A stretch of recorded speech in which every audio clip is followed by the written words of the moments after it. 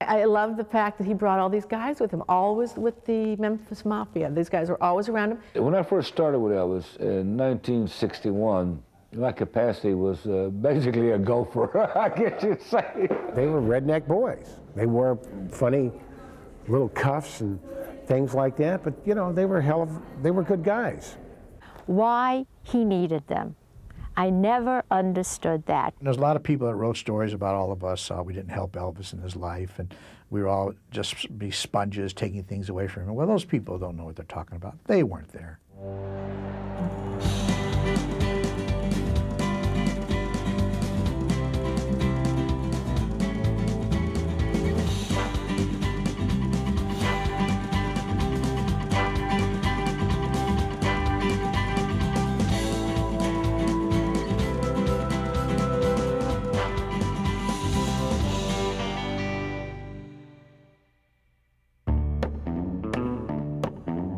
They knew Elvis better than anyone, a small group of friends, relatives, and employees known affectionately as the Memphis Mafia.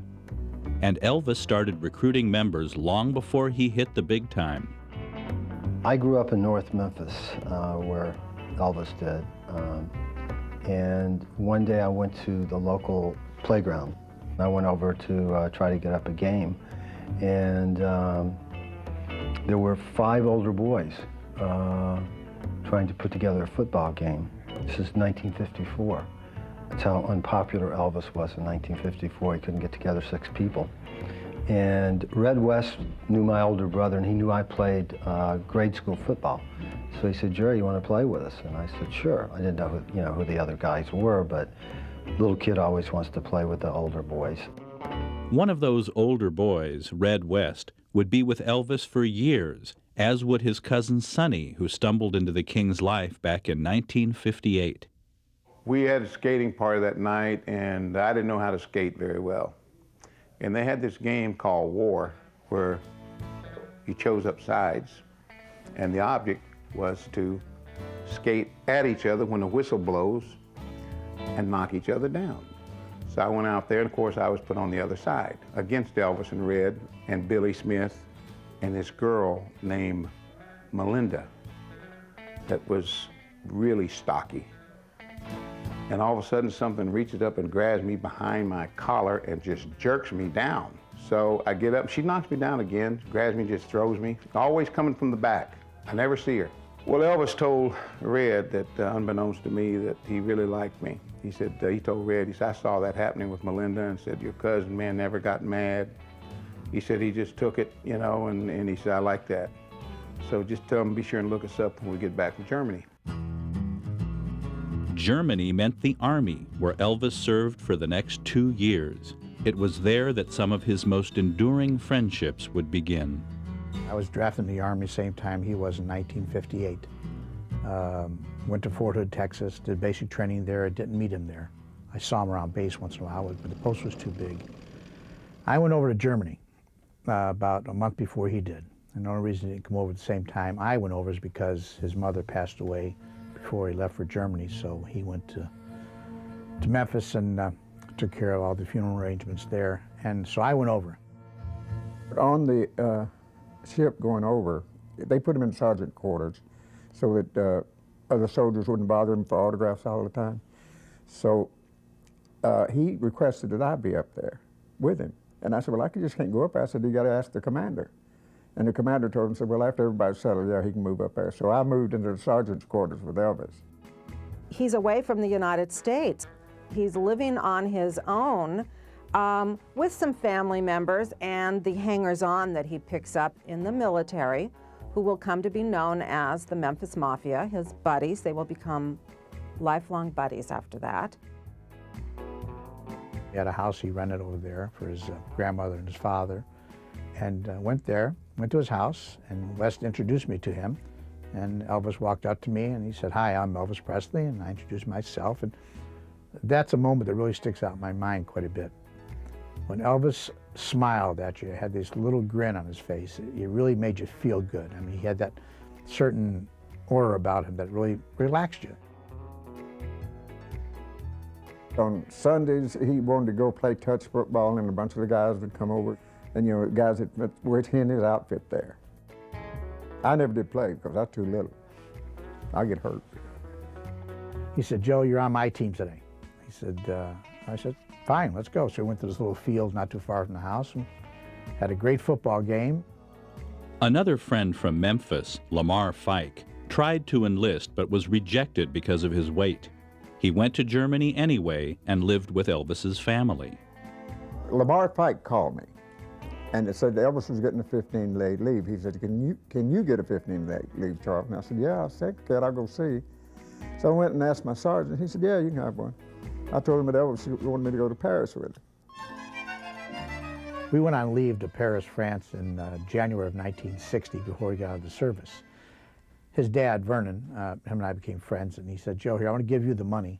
You keep track of all the money when you get back so I know what happens, because usually nobody ever gives us, you know, they take the money, spend, never get receipts back. And Joe did something that no one had ever done for Elvis. And that's when they'd pay a bill or something, Joe would get all the receipts. And Elvis said, why are you doing that? And Joe said, well, you can count this off on your income taxes. Well, nobody had ever done that for Elvis. I mean, all his friends, the hang-ons, whatever, just spend the money and enjoy it, you know? And so he saw a man of value there.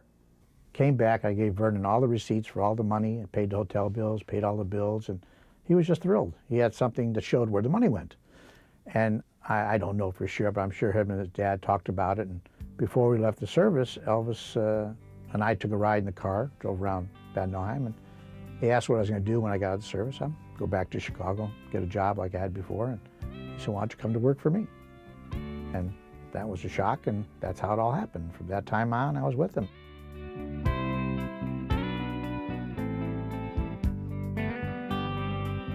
While Joe earned the respect of Elvis and Vernon Presley almost immediately, it would take a little longer to win over Elvis's manager, Colonel Tom Parker.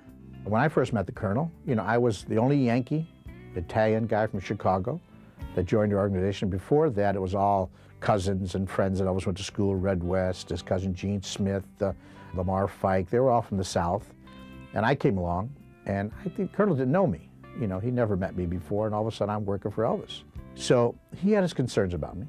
I mean, he didn't know me that well, and, you know, what is this guy doing here from Chicago? And all of a sudden he's sort of in charge of things. And we had a few misunderstandings in the first few months.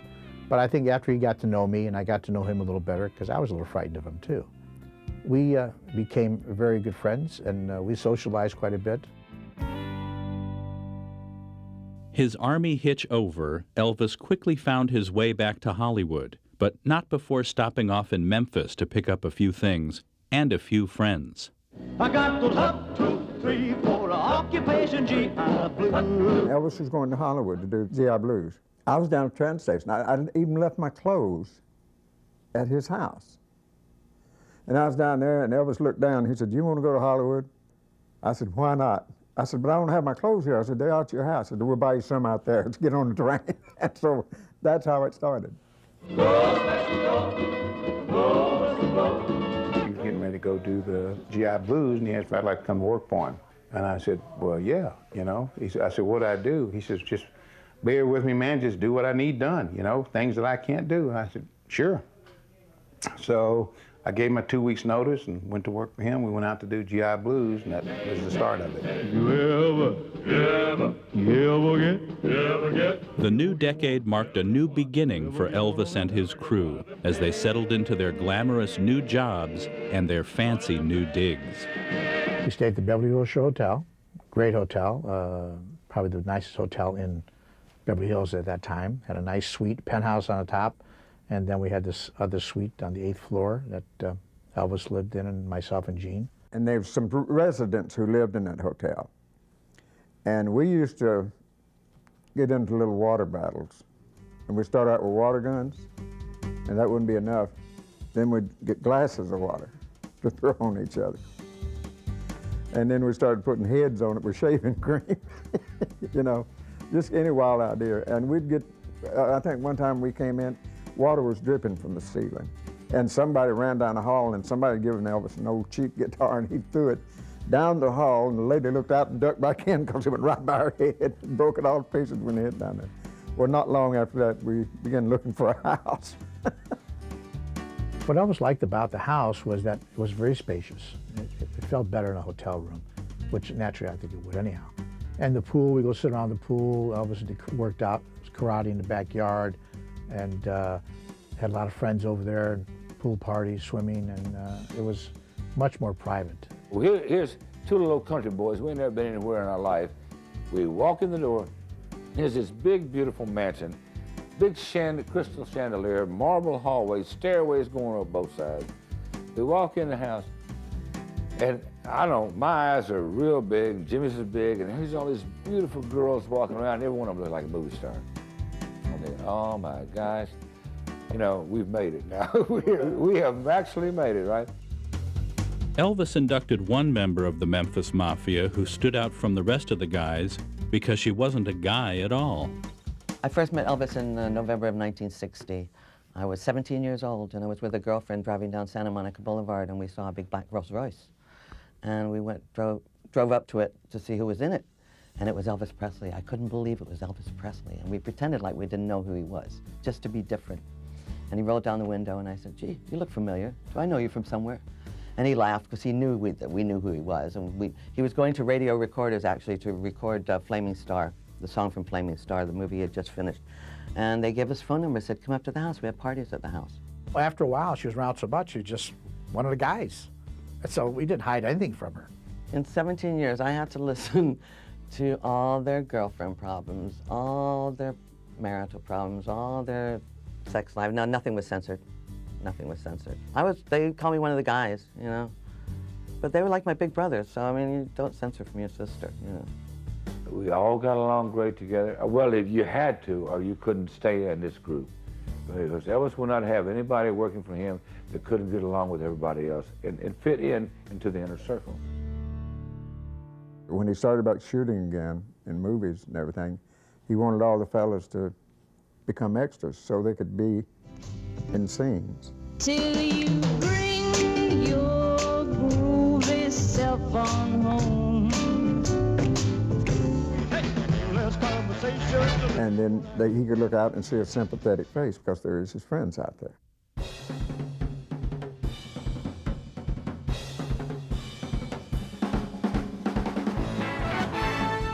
But we learned little tricks too. And that was not let your face be seen on camera. That way you could work every day. Because once they saw you, you couldn't work no more, see.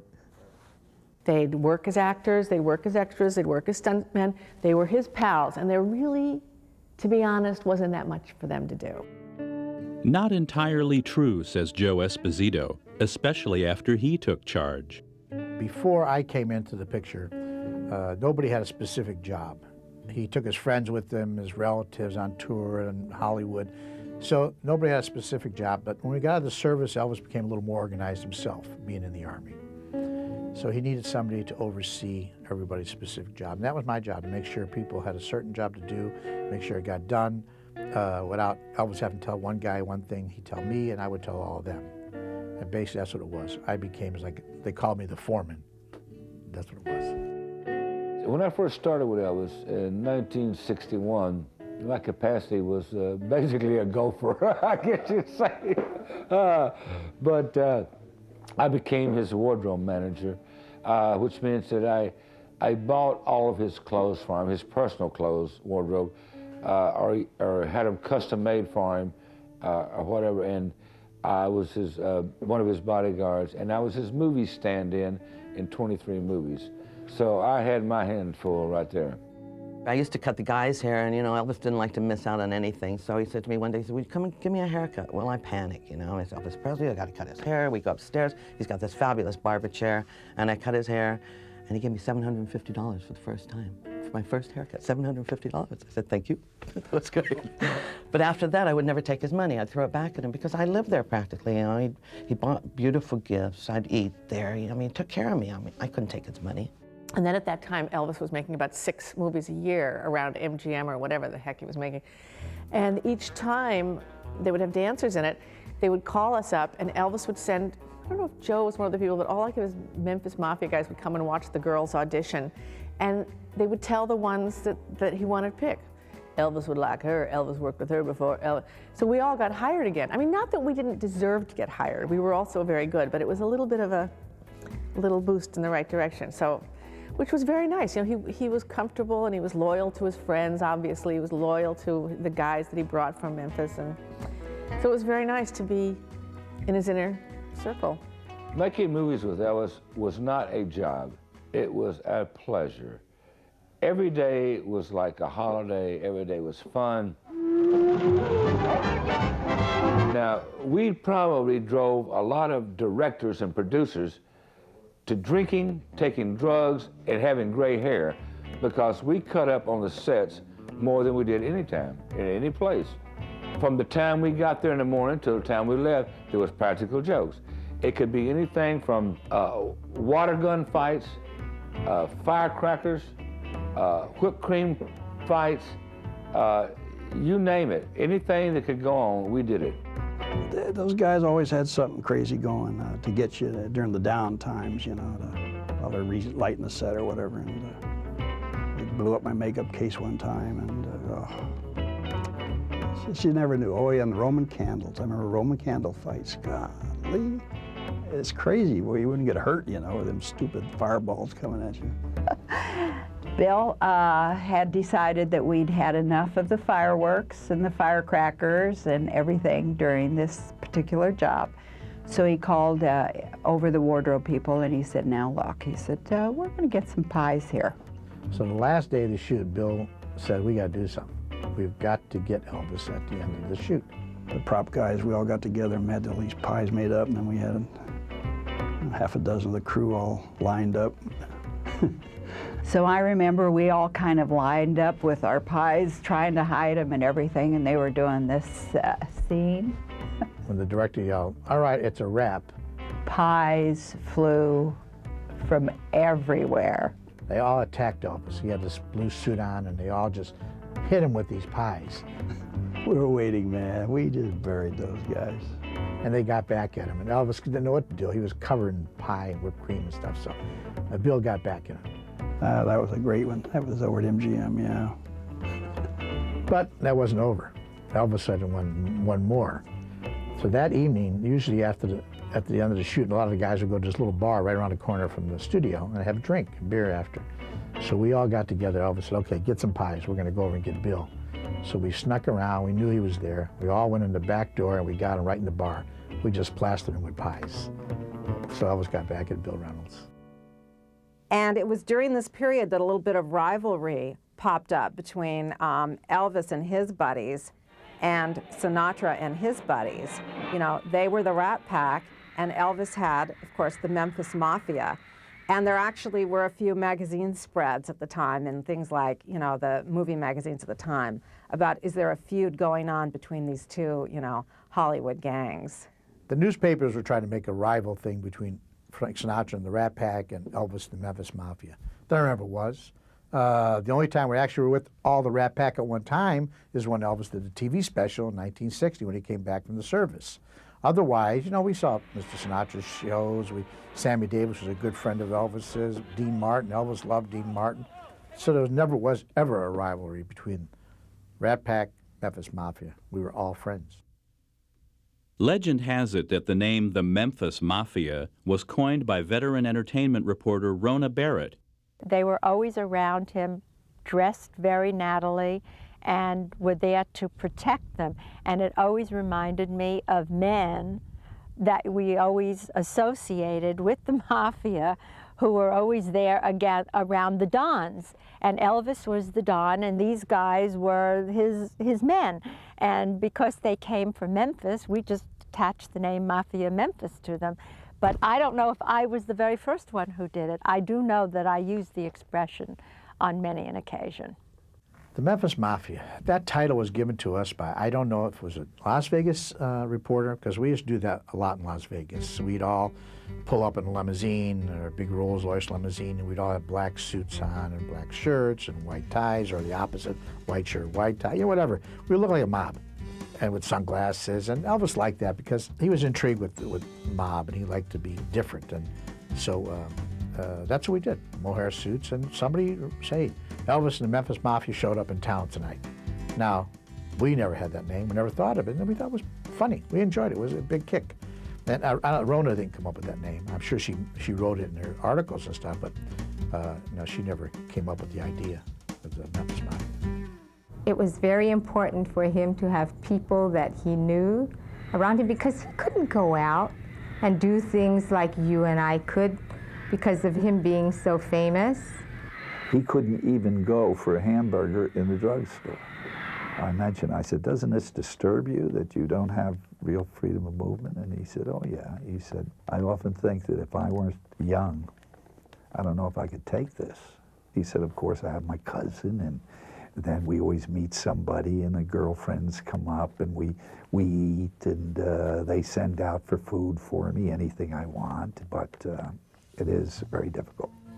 He took us to the movies. The guys would call ahead. We'd time it 10 minutes after it started. Joe Esposito got out and went and bought all the tickets and then came back, and then we waited till the movie just started and it was dark in the theater, and then we all went in and like an army, you know, we took one of the last rows and we just took up the whole row. It was Elvis and all the guys, and they all had dates. I think we saw a half an hour of it before that whole theater started buzzing. Elvis, he was electric. You just knew he was there. And the whole theater, nobody was watching the movie. It was just Elvis Presley's here, Elvis Presley's here. You could hear the whole theater. And he'd give that signal, which meant everybody get up and run for it. So he just stood up, snapped his fingers, the whole row got up, and we left. So then I had to have my mother take me back so I could see the end of the movie. It was hard to really get close to him because when you would start talking to him, his gang, the Memphis Mafia, I don't know, I suspect it was set up that way, would distract him.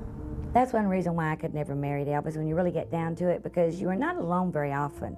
There were very few times in our life that we were totally alone. They were always there. They lived with him. They took care of him. They did everything he said. And they were always there, and they were always going to be there. We did everything together. When Elvis slept, we slept. When Elvis partied, we partied. When Elvis worked, we worked. We did everything together. And those guys, they were from the South. They were different. I was a California guy. I'd been an athlete. I ended up playing quarterback in this football team on occasion. But I mean, you know, they're Southern guys. They were tough, you know, redneck guys. What I mean by that is, I mean, you know, they were men. They came out here and, you know, they weren't from the theater. They were, you know, they were redneck boys. They wore funny little cuffs and things like that, but, you know, they were good guys. I liked them. The Hollywood community viewed him as an outsider, a little bit of a hillbilly, you know, surrounded by those guys, his Memphis Mafia buddies and stuff.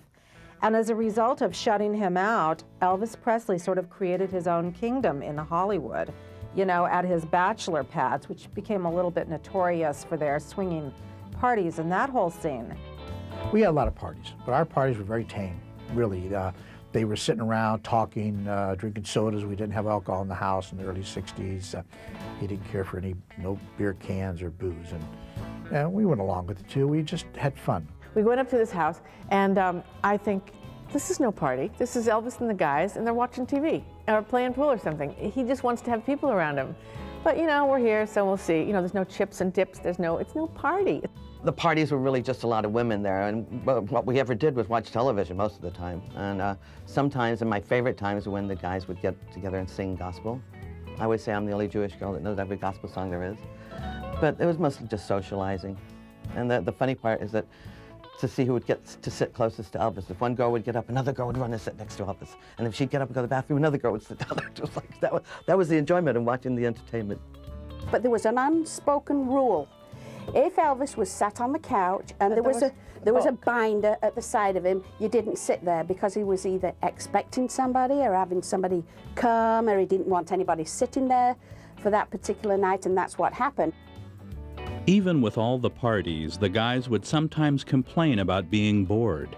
To liven things up, Elvis brought a new member into their fold, a mischievous chimpanzee named Scatter.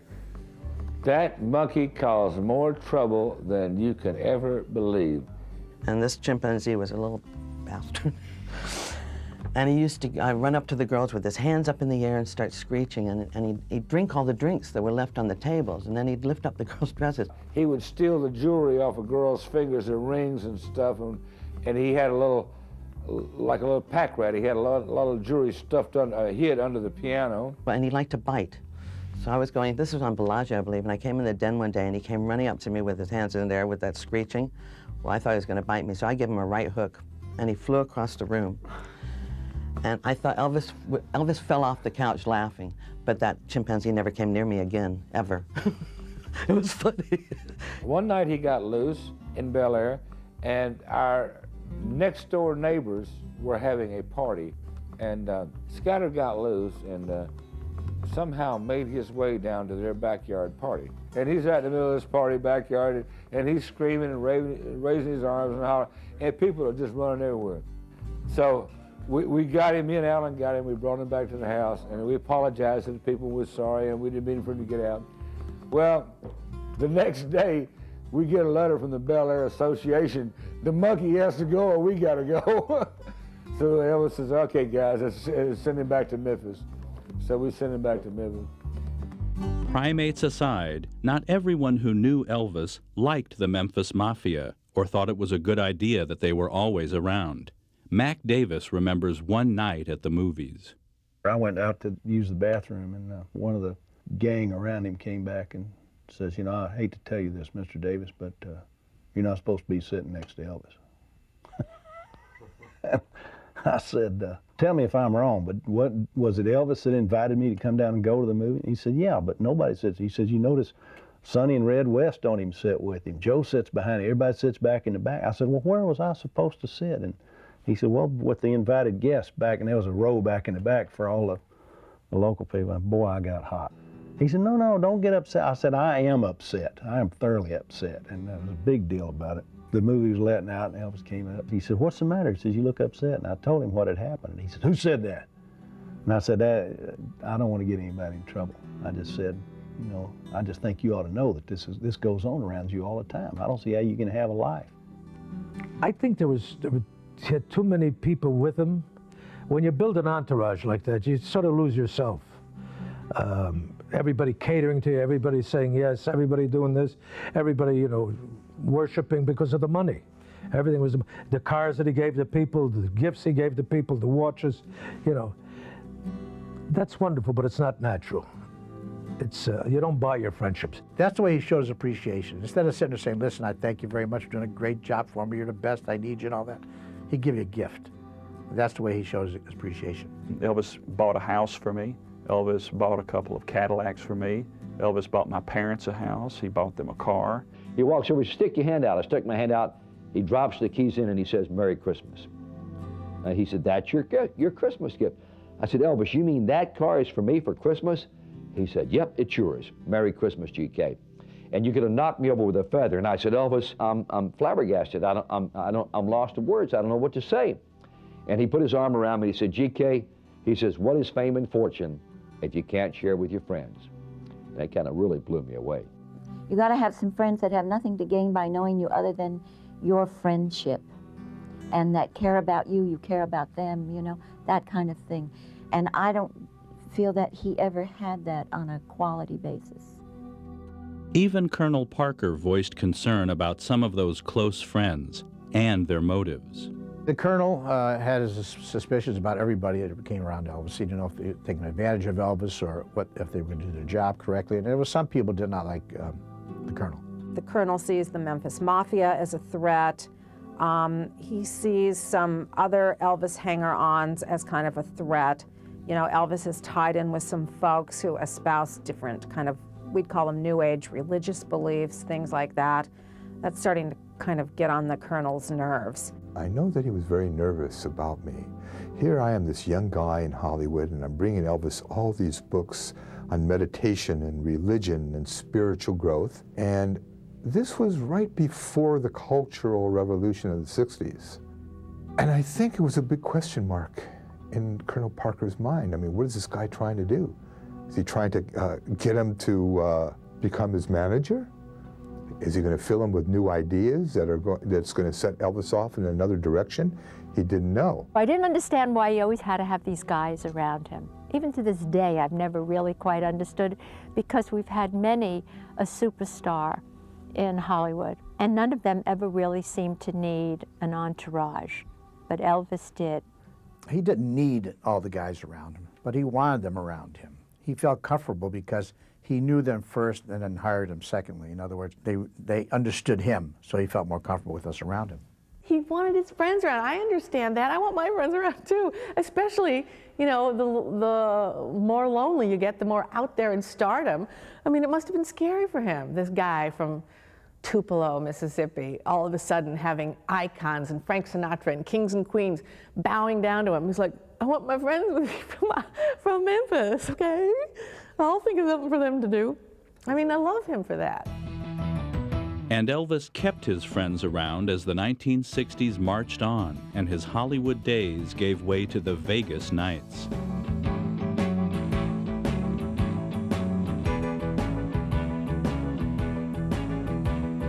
When Elvis played Vegas, we'd go in 2 weeks at a time, just to have a good time first before the show started. We went and saw all the other stars in town, you know, Sinatra's, the Dean Martins, the Sammy Davises, and all the big stars. Because Elvis loved shows too, loved entertainers, go to the lounge acts, see all the lounge acts. Las Vegas, I think, was his happiest time. When he got on the stage, I mean, it became Elvis Presley. It was like there's two different Elvises. The one at home is different. When he got on the stage, he blew it all out, man. He loved entertaining. He had the women in his hands. He had the men in his hands. He had the best time. He had a blast up there. Elvis loved Vegas. He liked it because it was a 24-hour-a-day place. You know, no clocks, didn't care what time of day it was, didn't mean anything except when you had to work. But even the life of a superstar can become routine. All the life in Las Vegas was like eat, sleep, and entertain. We didn't do anything, really. I mean, a couple of nights we went out just to see some gospel singers, but mostly in the suite for the whole month. Order some food, and sit down and eat, and watch TV. Elvis had a piano up there, sit and play gospel music, sing with all the musicians and the backup singers. We would do that till daylight. Then we'd all run in our rooms and close the blackout drapes and go to sleep like vampires. And that's the way it was. It went that way for 30 days. Sometimes we never saw daylight. That's how bad it was. We looked like ghosts when we came out of that after 30 days. Didn't see the sun. Las Vegas was the setting for one of the happiest days of Elvis Presley's life. It was there on May 1st, 1967, that Elvis married Priscilla Beaulieu at the Aladdin Hotel. I was one of 14 people at Elvis's wedding. I was a groomsman. It was a magical moment for me. I was very impressed and taken back and so proud that he wanted me at his wedding. And I'll never forget it the rest of my life. It was really a moment that will go down in my memory bank forever. Only 2 other members of the Memphis Mafia were at the wedding, and oddly enough, they ended up sharing the title of Best Man. Elvis asked Marty Lacker to be his best man at the time, before he asked me. And that was fine. I had no problems with that. But about, you know, a few weeks later, Elvis and I were alone, and he said, Joe, he says, you know, I changed my mind. I'd rather have you as my best man. I said, well, you can't very well do that. You know, you can't kick Marty out of it. I mean, you asked him. I mean, that'd be terrible. I'd have, you know, we have to work together. And I said, you know, why don't we just be both best man for it? And basically, that's what happened. But there were still some ruffled feathers that day. They'd set up one room to be it, and it was just room enough for the immediate families, and Joe and Marty as best men. And it didn't bother me, but the rest of the guys really got upset because they thought they was all going to get to be at the wedding, but they were all at the wedding breakfast, which I thought was fine. You know, I knew couldn't everybody be in there, but some of the people really got upset. I'm sorry they did, because it wasn't meant to upset anyone. It was just him Colonel doing what he always tried to do with Elvis, and that was keeping something like that, a wedding, from becoming a circus. Las Vegas may have been the site of Elvis's wedding and many of his triumphant concert appearances, but it was never home. Elvis always returned to the place he loved best. Memphis was where I think he was most comfortable. He had a good time in Memphis. He was home, you know. At Graceland, you know, we go to the fairgrounds, rent the fairgrounds, spend all night, invite 100 people there. Everything was compliments of Elvis. And we just ride till daylight come up. Any ride you wanted to do. We had a ball, it was fun. Roller rink was the same thing. Movies, Elvis loved movies. You know, you want to see some movies, and we called the movie theater and said, we're going to come in after it. You know, it closed at 11:30, we'd be there at 12 o'clock, sit there and just watch it and have a good time. The first time I got there, he took me on a complete tour. He took me to Humes High. He took me to show me where he grew up. He took me to see Sun Records. He took me to his mom's grave. I mean, it was really, really special for me, you know. But I think he was really happy there. He was very comfortable there. He had his friends in, and he liked, you know, he liked to play. You know, we all played together. It was really fun. Every 4th of July and every New Year's we'd have firework fights at Graceland. And these became real battles, and I'm serious now. These were real battles. And we started out lighting a Roman candle and shooting at each other. Elvis came out with his football helmet on, his glasses, and I had a Roman candle, and I kept popping him in the ear with a Roman candle, and it burned his ear to almost like a piece of bacon. And Elvis would run away from me, and I went, and it went right up through the middle of his hair. And then we'd start getting like one in each hand. And then Elvis run up and popped me in the eye with a Roman candle, which almost blinded me. And I fell on the ground, and I was holding my eyes, and I said, that's enough, I stop, I quit. And he just kept popping me in the butt with his Roman candles because he thought I was faking, but I was really hurt. And we learned over the years to wear gloves, snowmobile mask, you know. Too many of us started getting hurt, so we stopped it, you know. It was fun for a while.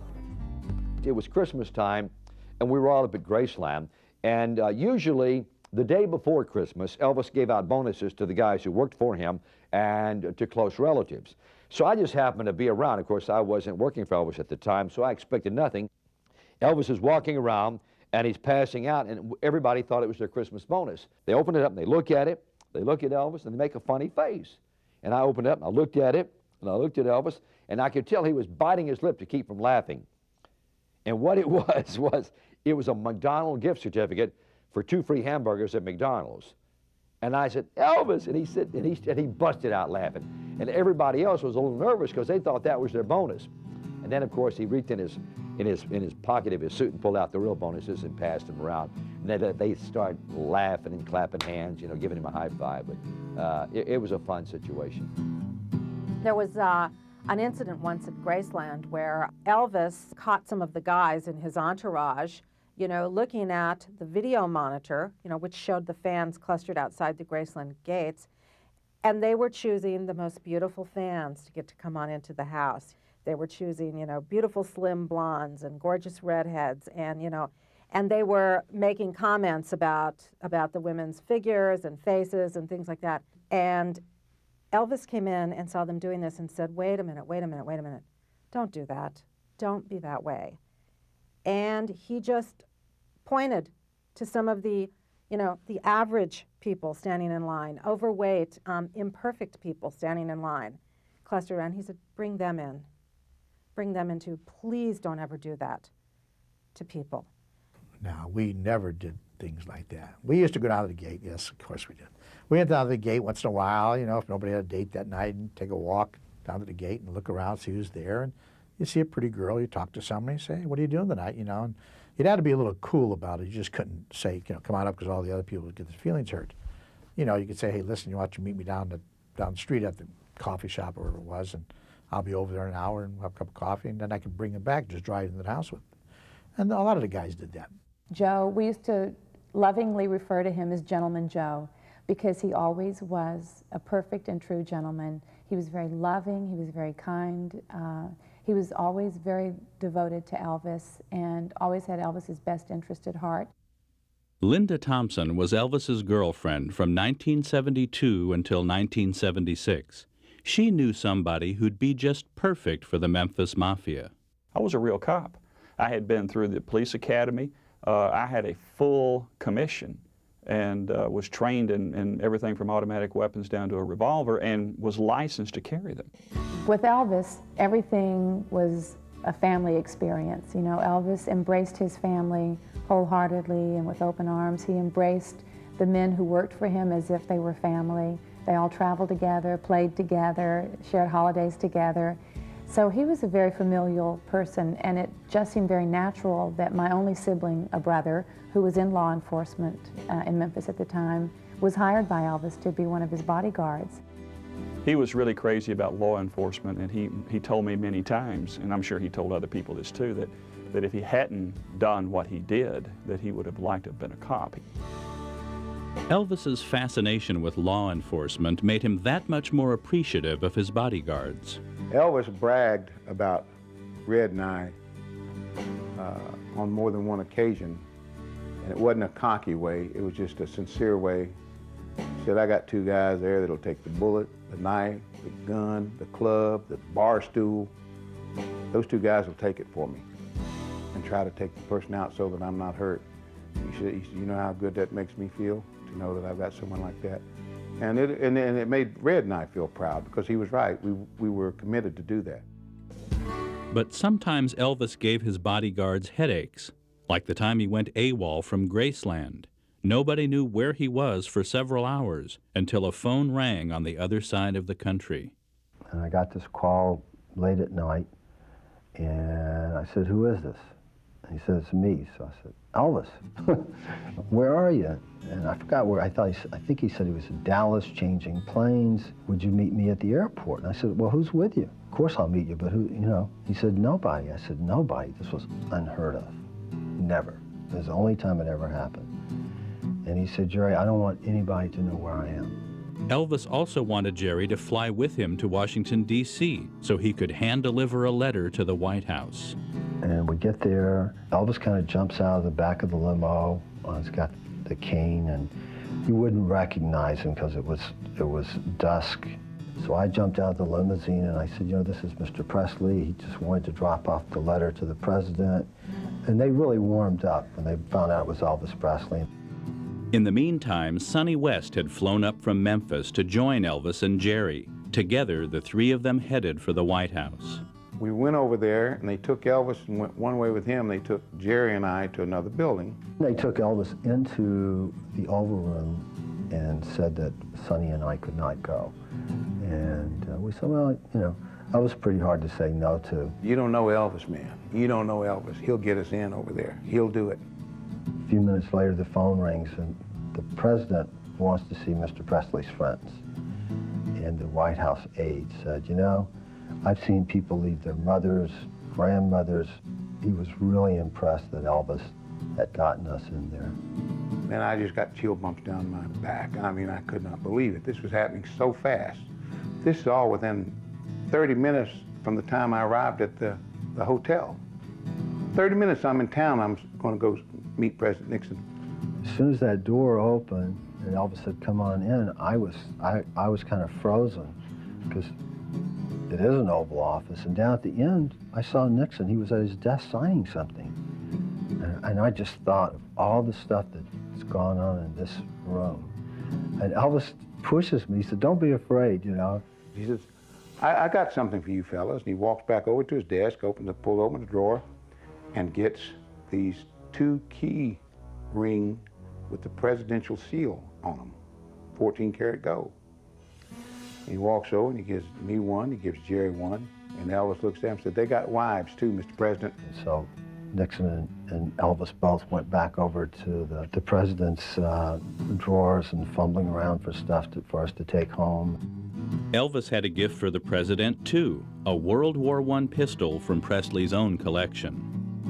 He wasn't able to give it to him. He had to tell him about it because the Secret Service wouldn't let it in. Both of these men did not want this meeting exploited. And, you know, it didn't come out for like another year when the Washington Post got it, which is amazing that, you know, we were at the White House, you know, for a few hours. And the fact that the press did not get out for a year was amazing. What did get out were stories about Elvis's drug use. After being fired in a cost-cutting move, Red and Sonny West bit the hand that had fed them for 2 decades. Along with Dave Hebler, they wrote Elvis, What Happened. when we wrote this book, it was out of bitterness and hurt to start with. I tell you, when we were given 3 days' notice by his father and a week's pay after 16 years, and he wouldn't talk to us himself, he flew out of town, and he had his father do it. While it was being written, we were getting chapters of it, and that's what made it worse, because we knew where they were going with it, and that's what affected him more than anything. I think it really, personally inside, really hurt him tremendously, and instead of trying to do something about it, it only made him worse. So instead of trying to clean his act up, he became more and more depressed. We wanted to point out to him, you know, what he was doing, not only to himself, but to people around him. And we didn't want him to be what he was. We wanted him to be what we knew he could be and had been. And that's what I meant when I said maybe it will do some good for him, for the drug culture, for people to realize no one is out of reach of drugs, man. Here is a man that had it in the palm of his hand and started off with it that way, and the drugs took it away from him. We wanted more than anything else to see him as he was in his prime, on the stage, just knocking him dead, you know? The book was published on August 1st, 1977. 2 weeks later, Rona Barrett was discussing it on Good Morning America. I had just come off the air and got a phone call that they had just discovered Elvis's body and he was dead. I was in shock, total shock.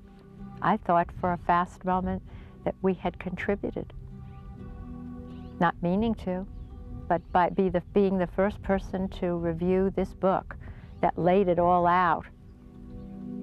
And people knowing that I don't make up stories and reaching the kind of audience that I reached on Good Morning America,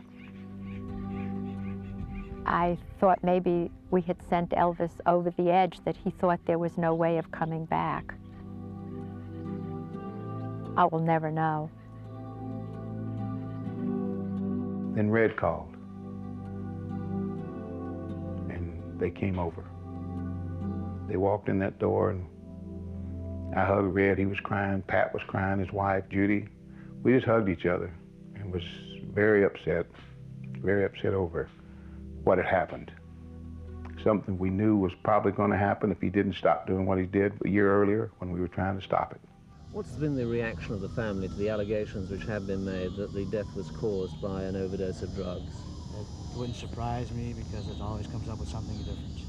Is there any truth? No truth whatsoever. They came up with that report before the autopsy was even out.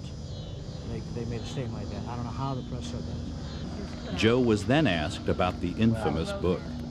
Reaction to them, I hope they have to live what they wrote. That's all I can tell you. You have to believe what you want to believe. If you read that kind of book, that's fine. Over the years, you know, I've been told that, you know, they read and wanted to make get a point to Elvis, you know, to try to clean up your life. You know, what are you doing to yourself? And I understand that, you know, because Red really loved Elvis. I think Red West will never forgive himself for writing that book about Elvis, because they were really, really close friends.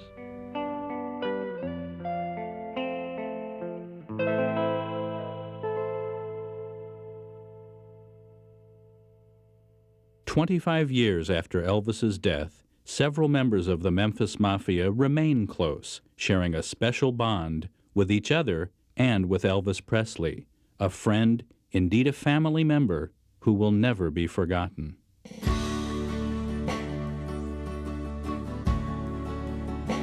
There was something very special about him that goes beyond just being a friend. He was just a giving person. And you just knew that he loved you without him ever telling you. And the love between all of us when we were together, you could feel the vibes in the group. You could feel it. One guy one time said, some idiot professor I saw his interview on something, he says, we killed Elvis. The guys around Elvis killed him, you know, because we sheltered him, whatever it was. And if I would have saw that, this tape was about 4 years ago, if I'd have saw that, I would turn around and sue him for slander, but it's too late now. But he was a total stranger, never knew Elvis Presley, never met him. He just assumed that the guys around him were just a bunch of leeches and all we cared about was ourselves, not Elvis. That's not true. We all loved Elvis and we were there for him 24 hours a day. And that, I want to make sure it gets clear.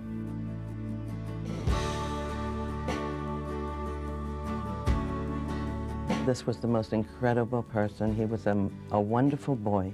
He was a wonderful man. He was a fantastic friend. And I was really lucky to be a part of his life and to be a part of his legacy, and I'm really proud of it, you know? I mean, it's wonderful, and he's made me a different kind of person. He changed my life completely, and I miss him terribly. I'd like the fans to know, and I know they know, that he was a human being, very special human being, but he was a human being.